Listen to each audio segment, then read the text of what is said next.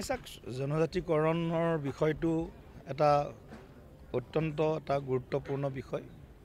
আৰু আন্দোলন আমিও দেখিছোঁ আপোনালোকেও দেখাই আছে গতিকে আন্দোলনৰ প্ৰতি আমাৰ নৈতিক সমৰ্থন সদায় আছে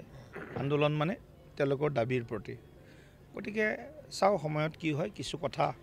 আমি ইতিমধ্যে গম পাইছোঁ যে অহা 25 তাৰিখৰ পৰা বিধানসভাৰ অধিৱেশন হ'ব তাত কিছু কথা আলোচনা হ'ব নিশ্চিতভাৱে এটা ইতিবাচক দিশত গোটেই বিষয়টো নিশ্চয় চৰকাৰে চিন্তা কৰিব আৰু কিছুমান সুবিধা আৰু অসুবিধা দুইটাই আছে যেটো কথা আপোনালোকে আজি মিডিয়াটো গম পাইছে এপছৰ সভাপতিৰ ষ্টেটমেন্ট আহিছে বা সদৌ অসম ট্ৰাইবেল সংঘৰ সভাপতি বা সাধাৰণ সম্পাদকৰো বা মুখ্য উপদেষ্টাৰো ষ্টেটমেন্ট আহি পাইছে বা আপোনালোকেও শুনিছে আমিও শুনিছোঁ গতিকে এটা খুব আত্মীয়তাৰে গোটেই কথাখিনি আলোচনা কৰিব লাগিব কাৰণ সংবিধানৰ অনুসৰি আমি আগবাঢ়িব লাগিব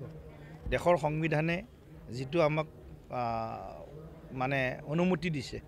সেইখিনিৰ ভিত্তিত আমি আগবাঢ়িব লাগিব গতিকে এতিয়া মহামান্য উচ্চতম ন্যায়ালয়ৰ ৰায় আছে সেই ৰায়ৰ অনুসৰি আমি আগবাঢ়িব লাগিব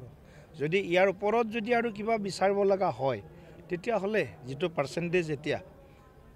এসটি সকলে পাই আছে বা সংৰক্ষণত অন্তৰ্ভুক্ত হৈ আছে সামগ্ৰিকভাৱে গোটেই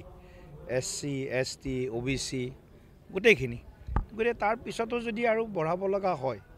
তেতিয়া হলে দেশৰ সংবিধান সংশোধন হ'ব লাগিব আৰু বোলে নহলেও বোলে আমি মিলাপ্ৰীতিৰ মাজেৰে আমি যিখিনি পাই আছো তাৰ মাজতে আমি ভগাই লম তেতিয়া হলে তাৰ কাৰণে এটা কনসেনসাসও লাগিব গতিকে চৰকাৰে নিশ্চয় ইতিবাচক চিন্তা কৰিব কিন্তু তাৰ পাছতো কিন্তু আমাৰ মাজতো এটা সদ্ভাৱ আত্মীয়তা আৰু গোটেই সমস্যাখিনি সমাধানৰ কাৰণে আমাৰ মাজতো এটা বুজাবুজি নিশ্চয় প্ৰয়োজন হ'ব